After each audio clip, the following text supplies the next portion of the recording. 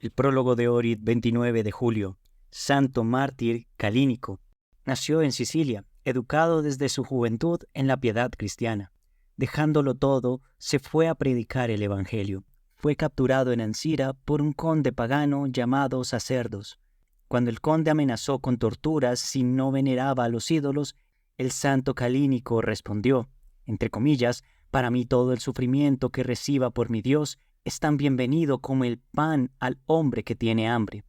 Después de terribles torturas y golpizas, el conde le colocó en los pies zapatos de hierro con clavos adentro y ordenó que lo llevaran a la ciudad de Gangra, porque tuvo miedo de torturarle más o decapitarle en Ancira, dado que muchos, viendo el valiente sufrimiento del hombre de Dios, fueron convertidos a la fe de Cristo.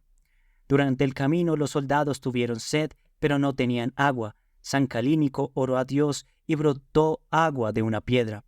Cuando vinieron a la ciudad de Gangra, los torturadores echaron a San Calínico al horno ardiente. El santo oró a Dios diciendo, entre comillas, «Te doy las gracias, Padre Celestial, porque me hiciste digno de esta hora en la que por tu santo nombre estoy muriendo». Entonces entró al fuego. Cuando el fuego fue apagado, encontraron su cuerpo muerto, pero entero e ileso. Murió honorablemente y fue coronado con la corona de la gloria eterna alrededor del año 250. Santa mártir Serafima, la doncella de Antioquía, vivía en la casa de Sabina, la senadora, la cual llamó a la fe cristiana. Oyendo acerca de ella, un tal Virilio, el torturador de los cristianos, ordenó que la llevaran ante él.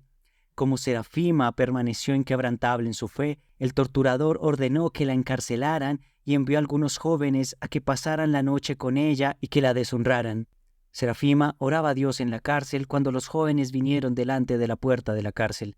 Inmediatamente brilló delante de ellos un ángel de Dios con una espada en sus manos, y ellos cayeron como muertos, completamente inconscientes y débiles.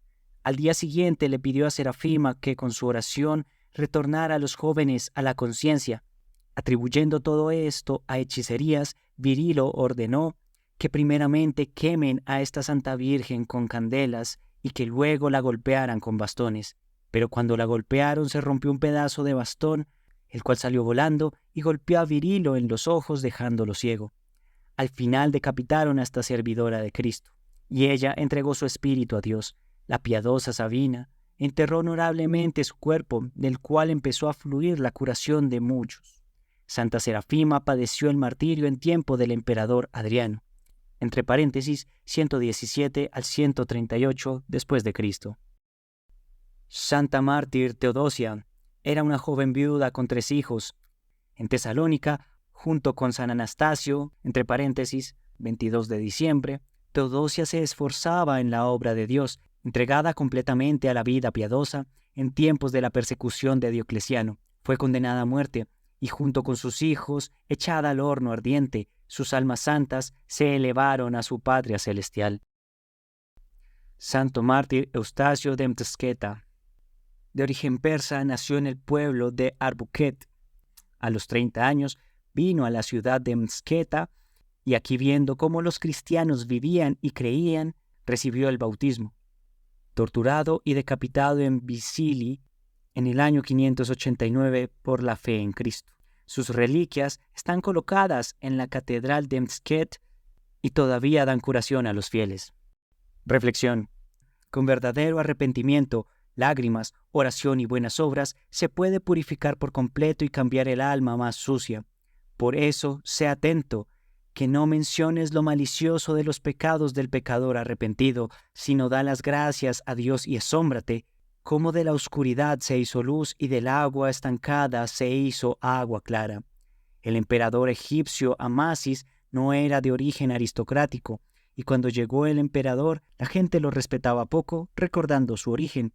Para demostrarle a la gente y ganar su respeto, tomó un tazón de metal en el cual, según la costumbre, fueron lavadas las piernas del personal de la corte y ordenó que el tazón fuera fundido y de ese metal fue hecha la imagen de un ídolo. Entonces el emperador colocó ese ídolo en la calle. Viendo este ídolo, la gente empezó a venerarlo y a rendirle culto divino.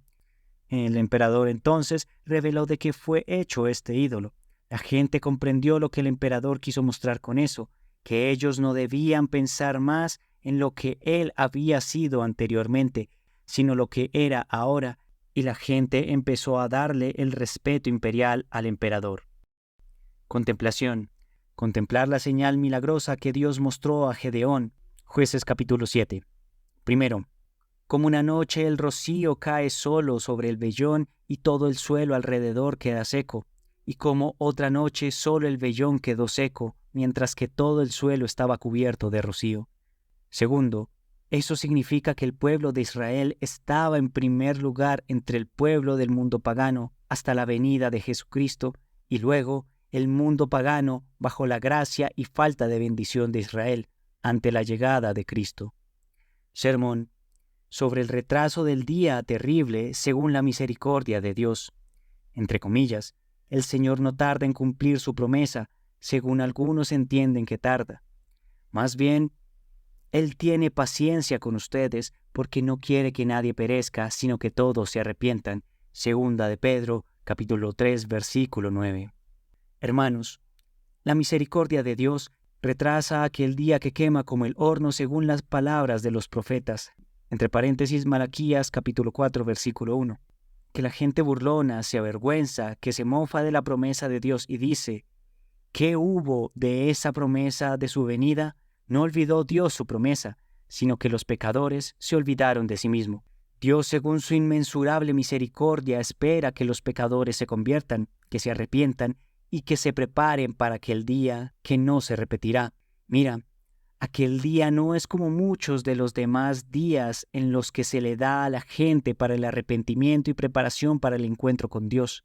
Aquel día es uno, y se distingue del resto de todos los días, porque Él no vino para el arrepentimiento, sino para el juicio. Como el juicio grande, terrible, es uno e irrepetible, así es aquel día único e irrepetible. Dios no quiere que la gente muera. Él no creó a la gente para el perecimiento, sino para la salvación. ¿Hay jardinero quien sembrando las verduras quiere que sus verduras se sequen y perezcan? Dios es más sabio y más compasivo que toda la gente. Un deseo tiene Dios, que toda la gente se arrepienta y deje el mal. ¿Cómo se alegra el vinicultor cuando su viña marchita se aviva y vuelve a ser verde y da fruto? Cuánto más grande es la alegría de Dios y de los ángeles de Dios cuando las almas de la gente, marchitas por el pecado, se tornan y rejuvenecen entre lágrimas de arrepentimiento y llevan el fruto del arrepentimiento. Oh Señor misericordioso y amante de la humanidad, ayuda a los pecadores que sienten tu misericordia y tu compasión hacia ellos, que sienten que se arrepienten y vuelven de sus malvados caminos. A ti la gloria y el agradecimiento por los siglos de los siglos. Amén.